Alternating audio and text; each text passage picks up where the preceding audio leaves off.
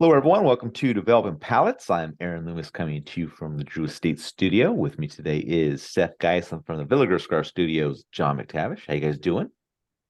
Doing well. Good George man. Santos. I kind of wish, Mr. Santos, I kind of wish I was having a dram because it's almost Robbie Burns Day, but it would hurt. Yeah. So All right. So today we are talking about the Foundation Olmec Claro Double Corona. Cigar is 7-inch by 54. It's a big Comes out one. of the Tabacalera AJ Fernandez factory in Nicaragua. Wrapper is Mexican San Andres Claro, binder and filler both from Nicaragua. Blended by Nicholas Melillo.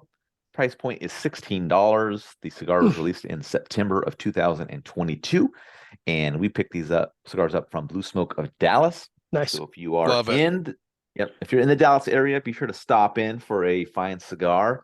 That's a blue Um, smoke. that's right. But if you're not near Dallas, you can always give them a call if they have something in stock that you're looking for. They you can buy it and they'll ship it to you. So What's two that ways to do DP it. code? Yeah, DP free for 0% off.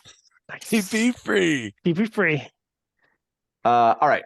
So John, we're gonna start out with you on this one. So, what was Nice. your initial thoughts on this cigar? Caught me, and I was ready for it. So spoiler alert, overall, pretty average, and that's really not something you want on a cigar that has a smoking time probably closer to 2.5, maybe even 2 hours, 40 minutes. Now, I will say the first third kicked off pretty good. Kind of a faint sweet wood, chocolate, leather, kind of creamy baking spices, little bread and wood at the halfway point. So, like, these are all like pleasant and, just did enough to kind of keep me engaged that first third. I'm like, it's not bad. And then the second third, I feel like, it, I think when you're in trouble when you've been smoking for like 20 minutes and you haven't written anything down and you're like, oh, this is not good. It was like I got mild baking spices and then dry wood, and then I didn't write anything for like 15 minutes. And I'm like, okay, what else is here? I'm like, well, I guess there's some earth. And then another 15 minutes went by, and I'm like, "Okay, well, I guess it's just kind of dry wood and earth. And it's like, it's not offensive, it's not bad.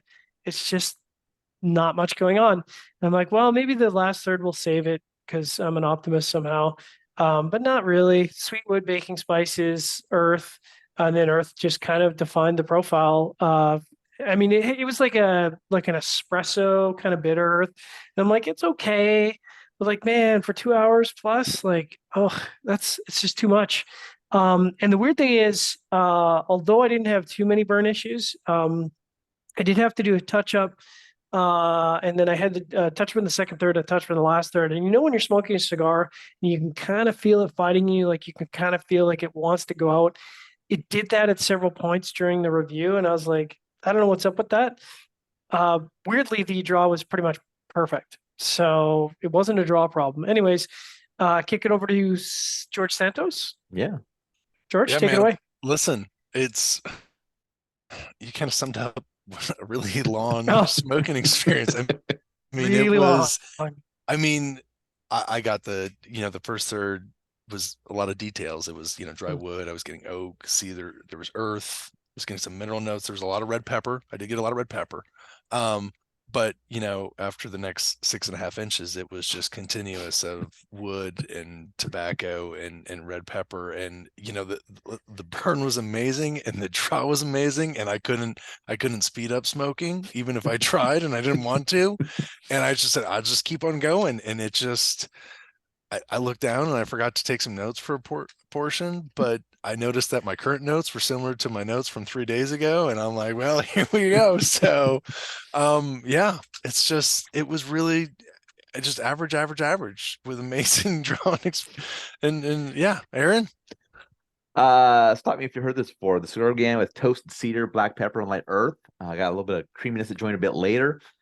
Second third saw the creaminess depart, and then the final third saw some wood bitterness join in. Pretty average flavor profile throughout the cigar. Focused around toasted cedar, earth, and black pepper. There was some slight transition at times, but nothing that really grabbed my attention.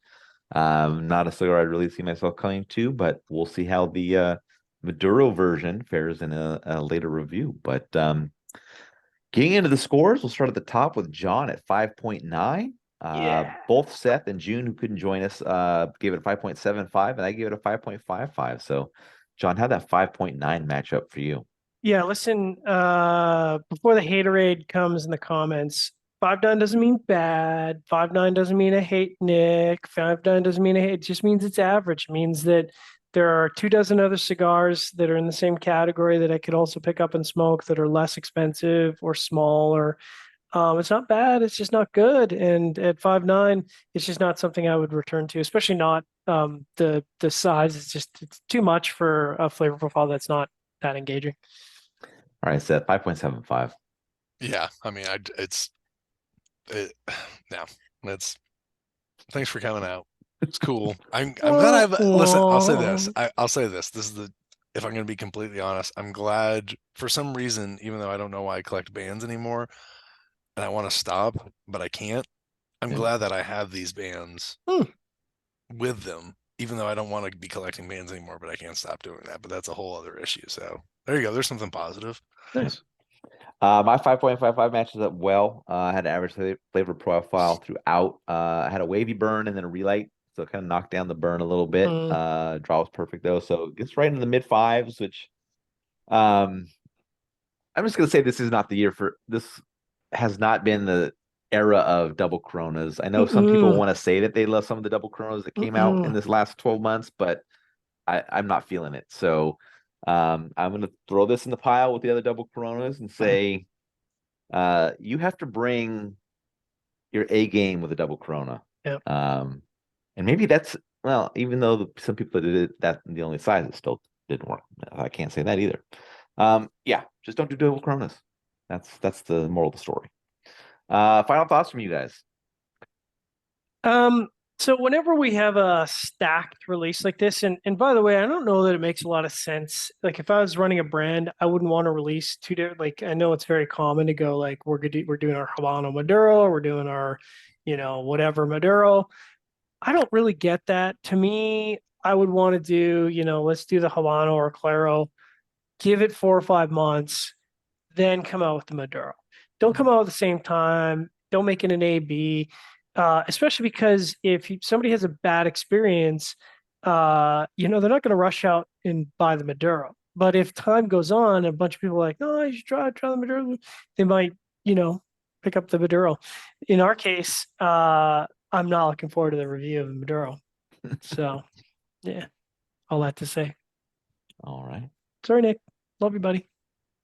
All right. So wherever you're catching this video, be sure to like and subscribe. But check out the full written review on the website, developingpalates.com. Follow us on all the social media channels, and you can catch all of our review recaps on podcasts, iTunes, Google Play, and Podbean. Thank you for tuning in. We will catch you on the next one. Olmec.